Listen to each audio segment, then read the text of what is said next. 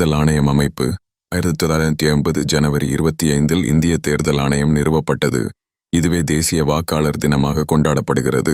காலம் அக்டோபர் 25, 1981 முதல் பிப்ரவரி 21, 1982 வரை பல கட்டங்களாக நடைபெற்றது.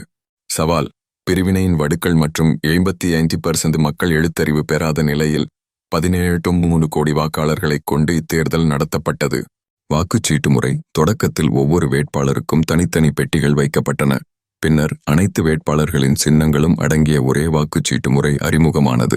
இவிஎம் அறிமுகம்: மின்னணு வாக்குப்பதிவு இயந்திரங்கள் இவிஎம் 1982 முதலில் கேரளாவின் ஒரு தொகுதியில் அறிமுகப்படுத்தப்பட்டு பின்னர் நாடு முழுவதும் நடைமுறைக்கு வந்தன.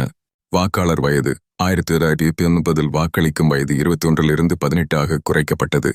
வாக்காளர் அடையாள அட்டை: 1993 முதல் போலியான வாக்குகளை தடுக்க புகைப்படத்துடன் கூடிய வாக்காளர் அடையாள அட்டை எபிக் கட்டாயமாக்கப்பட்டது.